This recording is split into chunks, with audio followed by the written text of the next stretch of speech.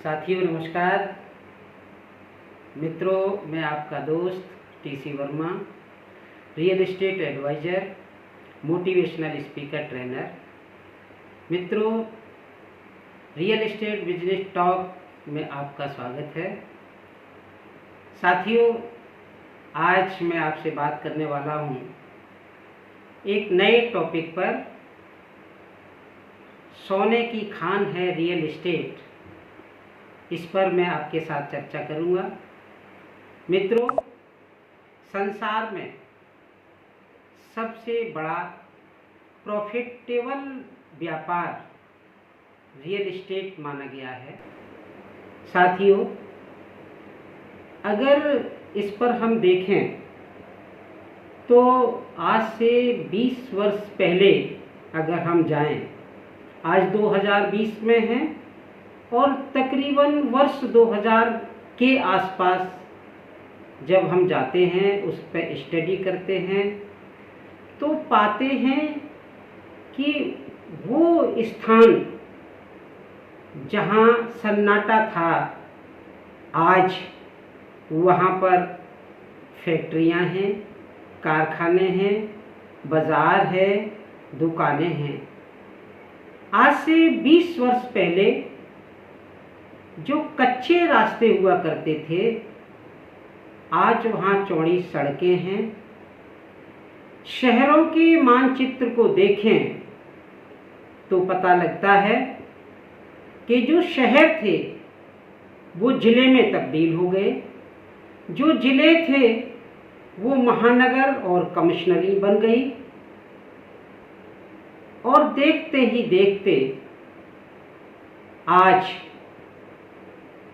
Real estate में एक बहुत बड़ा परिवर्तन आया, बहुत बड़ा बदलाव आया। और उस जगह पर रियल एस्टेट पहुंचा कि 20 साल पहले शायद ही किसी ने सोचा होगा कि रियल एस्टेट में इतना बड़ा बदलाव आ सकता है।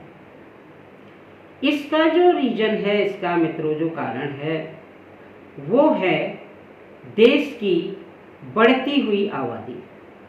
अगर हम इस पर नज़र डालते हैं तो मित्रों, वर्ष 2011 में भारत की जनसंख्या 125 करोड़ थी और आज 2020 में देश की जनसंख्या 135 करोड़ से ज़्यादा है। 2011 और 2020 जो बीच का जो समय गया, जो बीच का अरसा था, वो 9 वर्षों का है। इन 9 वर्षों में 125 करोड़ से बढ़कर 135 करोड़, तकरीबन 10 करोड़ जनसंख्या भारत में बढ़ी, बहुत तेज गति से बढ़ी। प्रतिवर्ष ऑन एन एवरेज अगर हम निकालें और मृत्यु दर को माइनस करके निकालें तो पता चलता है 1 करोड़ से ज़्यादा की जनसंख्या में वृद्धि हिंदुस्तान में प्रतिवर्ष हुई। साथियों, ये पिछले 20 वर्ष को देखते हुए यहाँ तक, और उसमें जनसंख्या 9 वर्ष की स्थिति आज आपके सामने, मैंने आपके सामने रखी। अब 2020 से आगामी 20 साल का जब हम अनुमान लगाते हैं, जब उस पर स्टडी करते हैं, तो पता लगता है कि 2040 में देश की आबादी पर जब नज़र डालते हैं तो हम यहाँ आते हैं कि 2025 को जब हम क्रॉस करेंगे तो दुनिया में भारत सबसे बड़ा आबादी वाला देश होगा। चाइना को पीछे छोड़ने वाला अगर कोई देश होगा तो वो भारत होगा।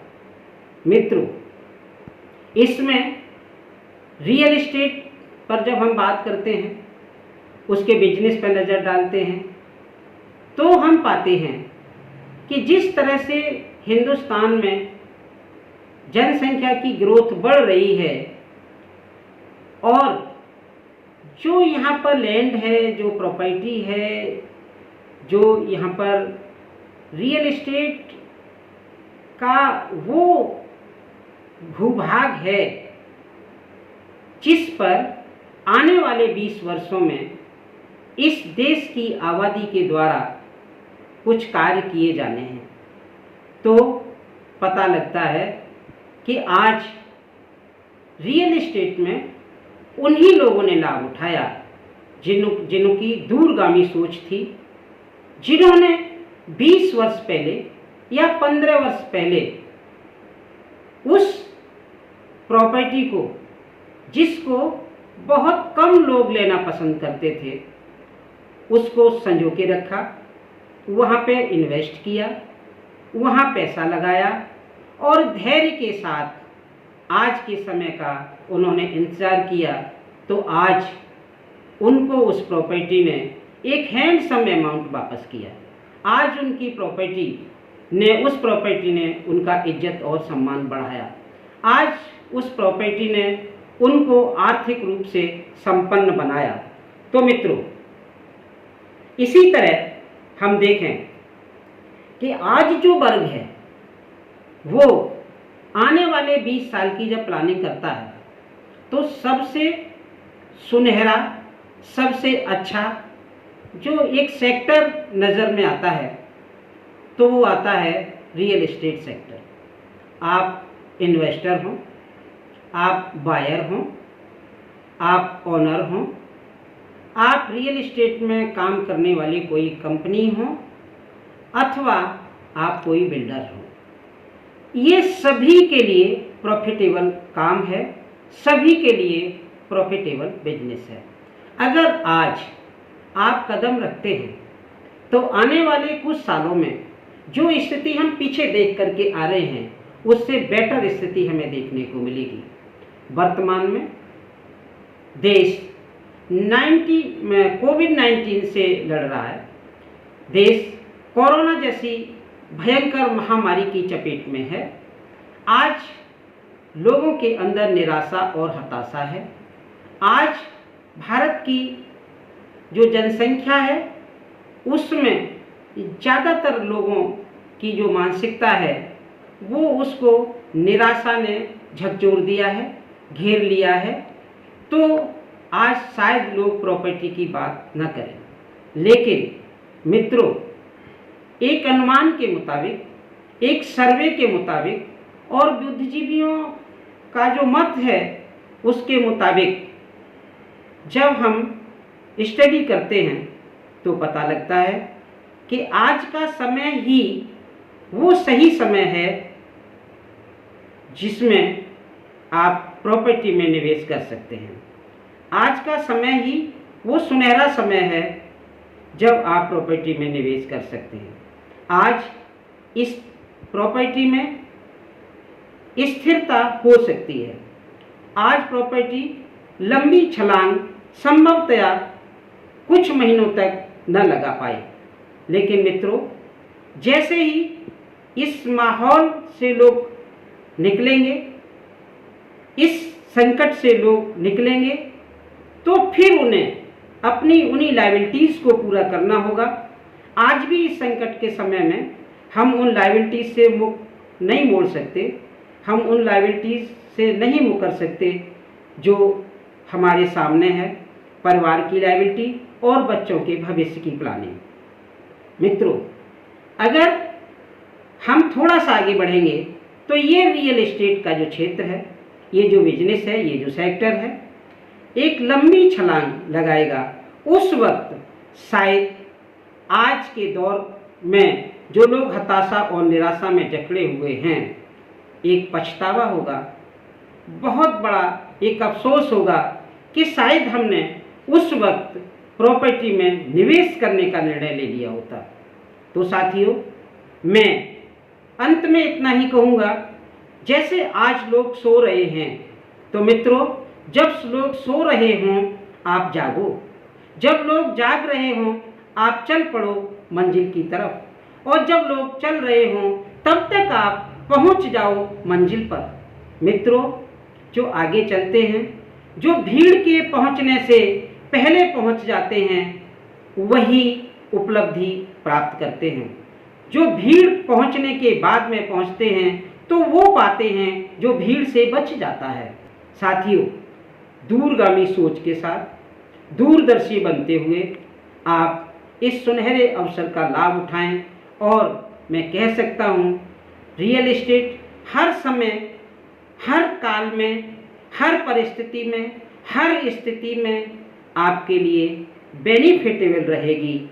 ये सोने का अंडा देने वाली मुर्गी के समान है, ये सोने की खान के समान है। आप अपनी प्रॉपर्टी को जितने लंबे समय तक रोकेंगे या किन्हीं परिस्थितियों में वो रुकेगी, उतने ही लंबे समय तक आपको ब्याज सहित, आपको दूध पी के, आपको एक हैंडसम अमाउंट, आपको इतना बेनिफिट जिसकी आप शायद सोच भी नहीं सकते थे, उतना दे करके जाएगी। मित्रों, आप इस संबंध में केवल 3 चीज़ों पर स्टडी करें: बीते हुए 20 वर्ष, आने वाले 20 वर्ष और इस बीच में बढ़ती हुई देश की जनसंख्या। और जब इस पे आप स्टडी करेंगे तो आप पाएंगे कि जो गांव थे वो शहर के नज़दीक आ गए हैं, जो शहर थे वो ज़िले बन गए हैं, जो ज़िले थे उनमें डेवलपमेंट करने के लिए विकास प्राधिकरण ने आकर के प्रवेश किया हुआ है। तो साथियों, मैं आज इस वीडियो में इतनी ही चर्चा करके इसको समाप्ति की ओर ले जा रहा हूँ। मिलते हैं एक नए टॉपिक के साथ इसी चैनल में।